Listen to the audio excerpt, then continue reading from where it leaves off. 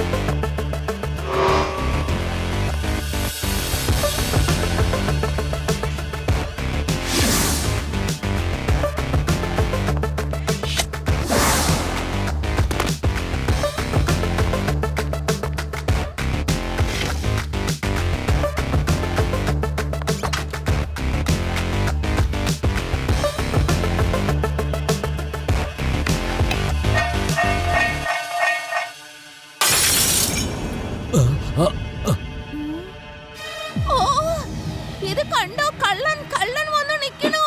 എനിക്ക് കള്ളൻ, എനിക്ക് നിങ്ങൾ ഇങ്ങനെ കിടന്ന് ഉറങ്ങല്ലേ? ദേ കള്ളൻ എന്തൊക്കെയോ എടുത്തുകൊണ്ട് പോയി. എനിക്ക് അലമാരയിലുള്ള ആഭരണങ്ങളൊക്കെ ആ കള്ളൻ കൊണ്ടുപോയി. നോക്ക്, വേഗം ചെല്ല്. അയ്യോ, ഓടി വായോ, കള്ളം കേറിയേ, എന്റെ വീട്ടില് കള്ളം കേറിയേ, ഓടി വായോ, എല്ലാം കൊണ്ടുപോയേ. സ്വാമി ഞങ്ങളുടെ വീട്ടിൽ മോഷണം പോയിന്നാ തോന്നുന്നത്. ഞങ്ങളുടെ വീട്ടിൽ മോഷണം പോയേ, കള്ളൻ കള്ളൻ ആരെങ്കിലും പറഞ്ഞേ.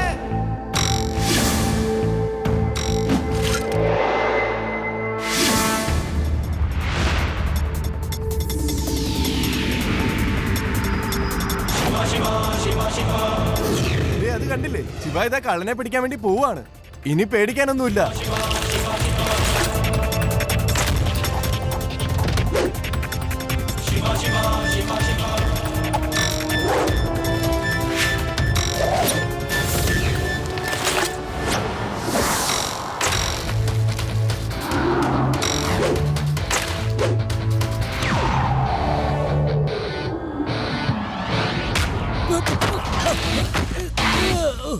മോഷ്ടിക്കുന്നത് നല്ലതല്ല അങ്കിൾ. എല്ലാ സാധനങ്ങളും എനിക്ക് തിരിച്ചു താ. മര്യാദയ്ക്ക് എന്റെ വഴിന്ന് മാറുകുട്ടി. കുട്ടിയെന്ന് വിളിക്കരുത് അങ്കിൾ. ശിവ, ശിവ എന്നാണ് എന്റെ പേര്.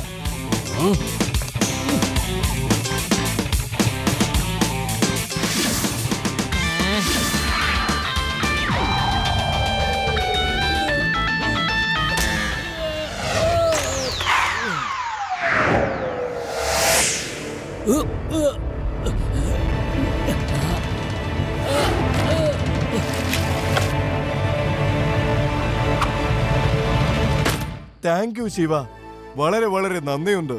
Thank you Shiva, thank you, thank you, നല്ല കുട്ടിയാ. ഇന്ന് വേദാനഗരത്തിലാകെ പ്രശ്നങ്ങളുടെ വേലിയേറ്റമാണ് ഉണ്ടായിരിക്കുന്നത്. പോഗോസ്റ്റിക്കുമായിട്ട് ഈ നഗരത്തിൽ ഒരു കള്ളനെത്തിയിരിക്കുന്നു. തുള്ളിക്കൊണ്ടാണ് അവന്റെ മോഷണം. എന്നത്തെയും പോലെ തന്നെ പോലീസിന് ഇതുവരെയായിട്ട് പിടുത്തം കിട്ടിയിട്ടില്ല അതാരാണെന്ന്. ഇന്ന് രാത്രി 8 മണിക്ക് ഞങ്ങളുടെ പ്രോഗ്രാം പോഗോ സ്റ്റിക് തീഫ് കാണാൻ മറക്കരുത്. അല്ല, ഈ പോഗോ സ്റ്റിക് തീഫ് എവിടുന്നാണാവോ വന്നേ? ആ ലഡ്ഡു സിംഗിനെ ഒരു കാശിനും കൊള്ളത്തില്ല. ഈ നാട്ടിൽ എന്താ എന്തെങ്കിലുമൊക്കെ സംഭവിച്ചുകൊണ്ടേയിരിക്കുന്നു. അതിനെന്തിനാ വിഷമിക്കുന്നത്? ശിവയുണ്ടല്ലോ, അവൻ കള്ളനെ പിടിക്കും. നിങ്ങളെ ആ കള്ളനെ പിടിക്കാനായിട്ട് ശിവയുടെ പേര് പറഞ്ഞാലുണ്ടല്ലോ. നമസ്കാരം മുത്തശ്ശി. അത് പിന്നെ ഈ വഴിക്ക് പോകുമ്പോ എനിക്ക് തോന്നി മുത്തശ്ശി ഉണ്ടാക്കിയ ചായയും പലഹാരം കഴിച്ചിട്ട് പോകാമെന്ന്. നമ്മുടെ വേദ സിറ്റിയില് ഇത്രയും സ്വാദുള്ള ചായയും പലഹാരം ആരും ഉണ്ടാക്കില്ല, സത്യം. അതിനൊന്നും എനിക്ക് ഒരു മടിയുമില്ല. പക്ഷെ നിങ്ങളെങ്ങാനോ എന്റെ ശിവയുടെ മുന്നിൽ വെച്ച് ആ പോഗോസ്റ്റിക് കള്ളനെ കുറിച്ച് എന്തെങ്കിലും പറഞ്ഞാലോ? ഇല്ല, അങ്ങനെയൊന്നും ഇല്ല മുത്തശ്ശി. ഞാൻ പോഗോസ്റ്റിക് കള്ളൻ മാത്രമല്ല, ഒരു കള്ളന്മാരെ കുറിച്ച് ഞാൻ ഇവിടെ സംസാരിക്കാൻ വന്നതല്ലെന്നേ. അല്ല, ഞാൻ എന്തിനാ അവരുടെ പേര് പറയണത്? പകരം അവരല്ല എന്റെ പേര് കേട്ടതും വിറക്കേണ്ടത്. ശരിയല്ലേ പേടറാം? പറയൂ പറയൂ. എനിക്കറിയില്ല സാർ, പക്ഷെ സാറിന്റെ കാലിടയ്ക്ക് വിറയ്ക്കുന്നത് ഞാൻ കാണാറുണ്ട്. ശരിയായ സമയത്ത് തന്നെയാ വന്നിരിക്കുന്നത് ലഡ്ഡു സിംഗ്. ഇന്ന് കള്ളനെ ഓടിക്കാനുള്ള രാഗം ഞാൻ പാടാം. ഇതാ കേട്ടുകൊള്ളൂ, ഇരിക്കൂ. സാറേ, ഈ ചായയും പലഹാരം കഴിക്കാൻ നമ്മൾ ഒരുപാട് ബുദ്ധിമുട്ടേണ്ടി വരും. എനിക്കാണെങ്കിൽ ഇപ്പൊ തലവേദന കുറച്ച് ഭേദമായി വരുന്നേ ഉള്ളൂ. നമുക്കൊരു കാര്യം ചെയ്താലോ? വന്ന വഴിക്കന്നെ തിരിച്ചു പോകാം. മിണ്ടാതിരുന്നേ പെടാറാം. ഇതുവരെ വന്നിട്ട് നമ്മൾ ശിവയോട് വിവരം പറയാതെ ഇവിടുന്ന് പോവാൻ കഴിയില്ല. ഇനി അതിനു വേണ്ടി മുത്തശ്ശന്റെ വൃത്തികെട്ട പാട്ട് കേട്ടാൽ എന്താ ഒരു കുഴപ്പം? മിണ്ടാതെ കേക്ക്. നിനക്കറിയാമല്ലോ, എന്തേലും നേടണമെങ്കിൽ എന്തേലും ത്യാഗം ചെയ്തേ പറ്റൂ. അതുകൊണ്ട് നമ്മൾ മുത്തശ്ശന്റെ പാട്ട് കേട്ടേ മതിയാവൂ. നീ ഓട് ഓട് ഓടിപ്പോ കള്ളാ.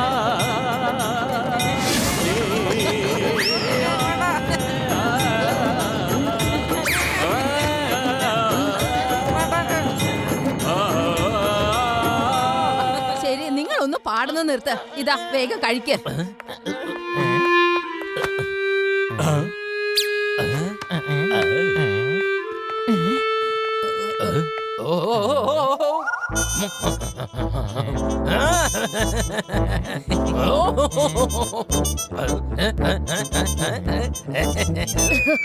ഇതെന്താണ് ലഡു സിംഗ് സാറേ?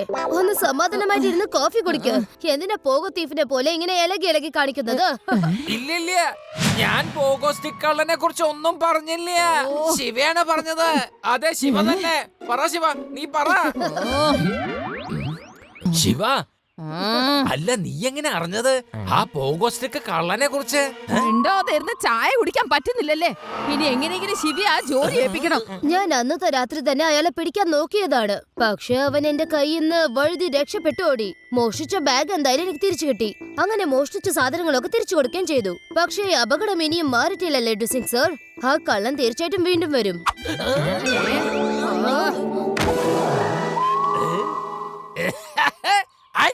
എന്റെ പരിധിയിൽ മോഷണമോ?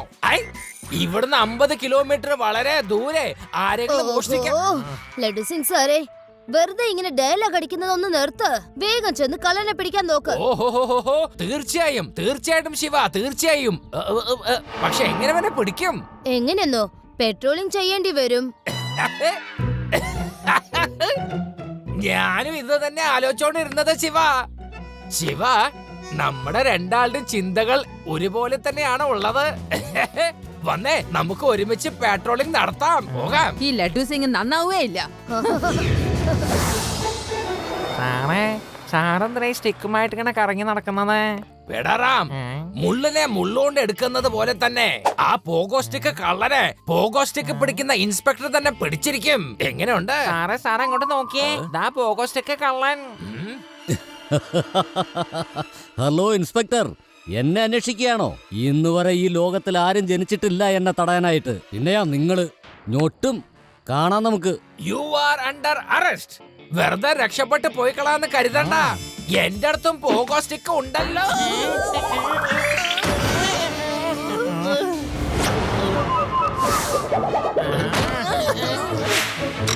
ഞാൻ പോവാണ്. ഞാനിതാ പോയിക്കൊണ്ടിരിക്കുന്നു.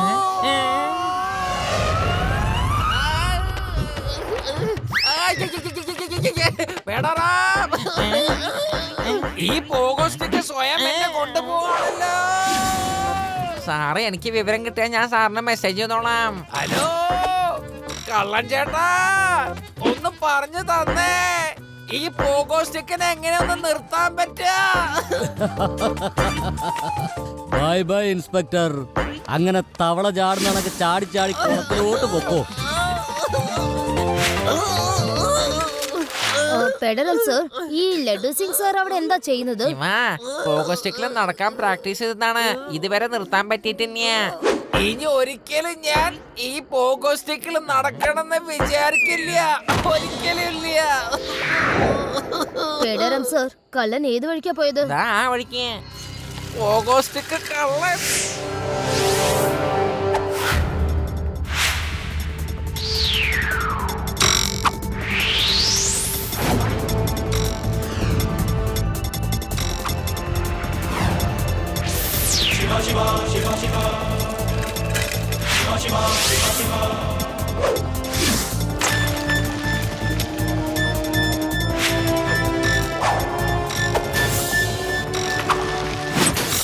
ഈ ചെറുക്കൻ ഭയങ്കര കേമനാണല്ലോ, പിന്നെ ധൈര്യശാലിയും.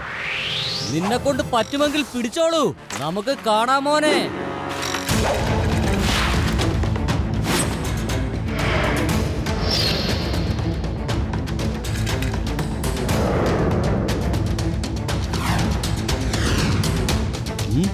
ദേ അവൻ പിന്നെയും വരുന്നുണ്ടല്ലോ. ഇവനെ എന്തെങ്കിലും ചെയ്തേ പറ്റൂ.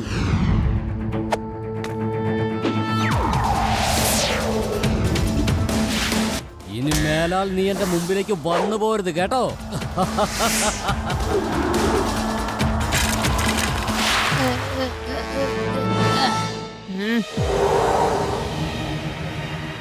വീണ്ടും ഓടിക്കളഞ്ഞു.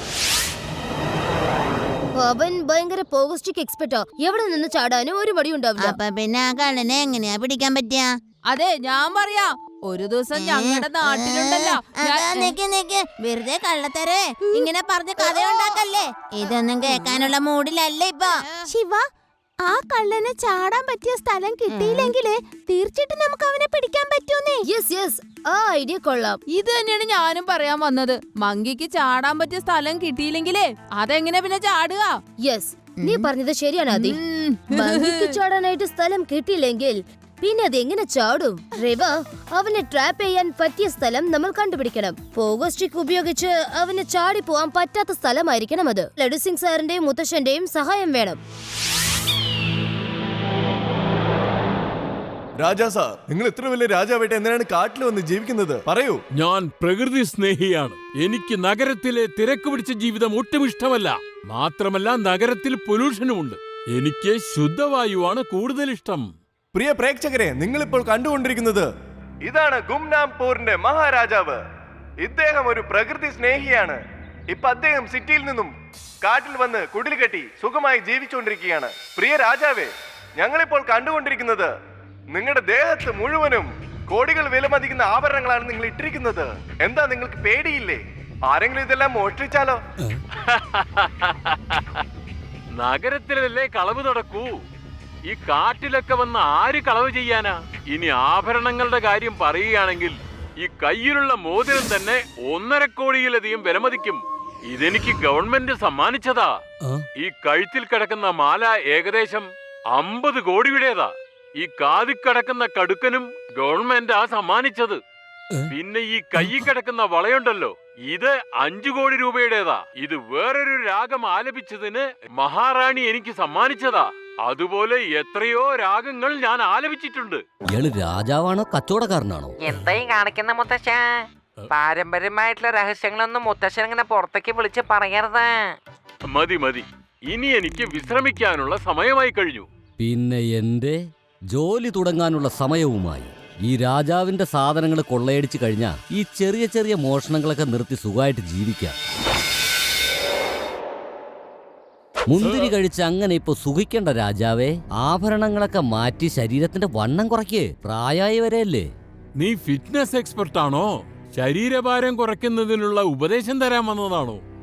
അല്ലല്ലോ, ഞാൻ കള്ളനാ. നിങ്ങളുടെ ആഭരണങ്ങൾ മോഷ്ടിക്കാനാ ഞാൻ വന്നത്. മര്യാദയ്ക്ക് ആഭരണങ്ങളൊക്കെ അഴിച്ച് എന്റെ കയ്യിൽ തരാൻ.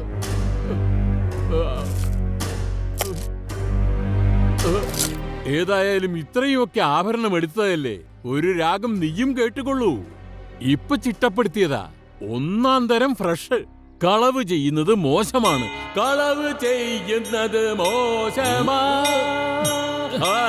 നീ എങ്ങനെ പാടിക്കഴിഞ്ഞാൽ ഈ തോക്കലെ ഉണ്ട തന്റെ വായിക്കകത്ത് ഞാൻ കുത്തി ഇറക്കും. അടുത്ത തവണ വരുമ്പോ ഒരുപാട് ആഭരണങ്ങളും ധരിച്ചോണ്ട് ഇവിടെ വന്നിരിക്കാൻ. ഇനി സുഖമായിട്ട് കിടന്ന് ഉറങ്ങിക്കോ. Bye bye. ശിവ, അവൻ മോഷണം നടത്തി പോയി. വേഗം തയ്യാറായിക്കോ. ഞങ്ങൾ തയ്യാറായിട്ടുണ്ട് മുത്തശ്ശ.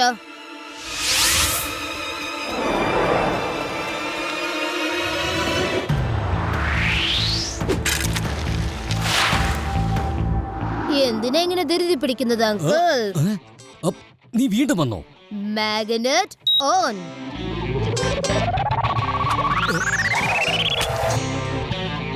കലൻ അങ്കിൾ, നിങ്ങൾക്ക് ഇവിടെ നിന്ന് പോകാനേ പറ്റില്ല. മര്യാദയ്ക്ക് സറണ്ടർ ചെയ്യാൻ നോക്കിക്കോ. ദേ അവിടെ നിൽക്കുന്നത് ലഡു സിംഗ് സാറാണ്. ഈ ഉണക്ക പോലീസ് എന്നെ എന്ത് ചെയ്യാനാ? ഇന്ന് വരെ ഈ ലോകത്ത് ആരും ജനിച്ചിട്ടില്ല എന്നെ പിടിക്കാൻ. ഞാൻ പറഞ്ഞത് നിങ്ങൾക്ക് മനസ്സിലായോ? ശിവ, ഇനി ആ കള്ളൻ ഇവിടുന്ന് രക്ഷപ്പെടാൻ പാടില്ല. ആ കള്ളൻ എന്നെയും പൊക്കിക്കൊണ്ട് രക്ഷപ്പെടാൻ നോക്കണ.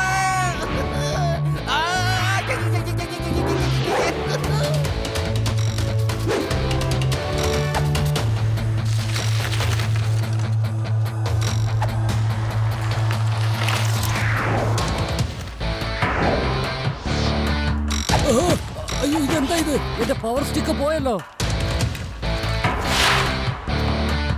കള്ളൻ അങ്കിൾ, ആ ആഭരണങ്ങൾ മുഴുവനും വ്യാജമാണ്. നിങ്ങൾ ഇവിടെ വരുത്തിക്കാനുള്ള പ്ലാൻ ആയിരുന്നു. നിങ്ങൾ പോഗോ സ്റ്റിക്ക് ഉപയോഗിച്ച് ഇവിടുന്ന് രക്ഷപ്പെടാതിരിക്കാനുള്ള പ്ലാൻ. ഓ, അപ്പൊ ഇതൊക്കെ നിന്റെ പണിയായിരുന്നല്ലേ? ആ, നീ ഒരുപാട് സംസാരിക്കുന്നു. ഇനി നിനക്ക് എന്റെ കയ്യിൽ നിന്ന് രക്ഷയില്ല കുട്ടി. കുട്ടിയെന്ന് വിളിക്കരുത് അങ്കിൾ. ശിവ, ശിവ എന്നാണ് എന്റെ പേര്.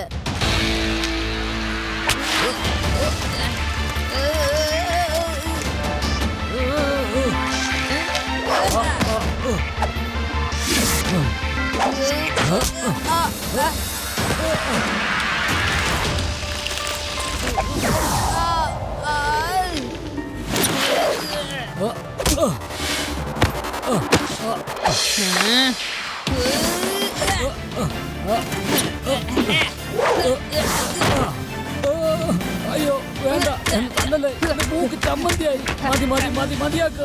അയ്യോ, ഈ ഇടിയൊന്ന് മതിയാക്കോ. എനിക്കാണെങ്കിൽ വേദനിച്ചിട്ട് വയ്യ, എന്റെ തല പെരുക്കുന്നേ. ഞാൻ എപ്പോഴും പറയുമായിരുന്നു ഈ ലോകത്ത് എന്നെ പിടിക്കാൻ ആർക്കും കഴിയില്ല കഴിയില്ല എന്ന്. ആ തെറ്റെനിക്കിപ്പം മനസ്സിലായി. നീ ഒറ്റ ഒരുത്തനാ എന്നെ പിടിച്ചിരിക്കുന്നേ.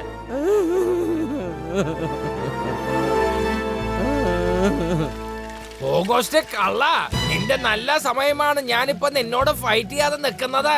അതുകൊണ്ടാണ് എന്റെ അസിസ്റ്റന്റിനെ ഞാൻ പറഞ്ഞയച്ചത്. പകരം ഞാൻ വന്നിരുന്നുവെങ്കിൽ ഒന്ന് ആലോചിച്ച് നോക്ക നിന്റെ അവസ്ഥ എന്തായിരിക്കുമെന്ന്. മോഷണ രാജാവേ, നിനക്ക് ഞാൻ പുതിയൊരു രാഗം പാടി കേൾപ്പിക്കാം. അത് കേട്ട് കഴിഞ്ഞാൽ പിന്നെ നിന്റെ ജീവിതത്തിൽ ഒരിക്കലും മോഷണം നടത്തില്ല.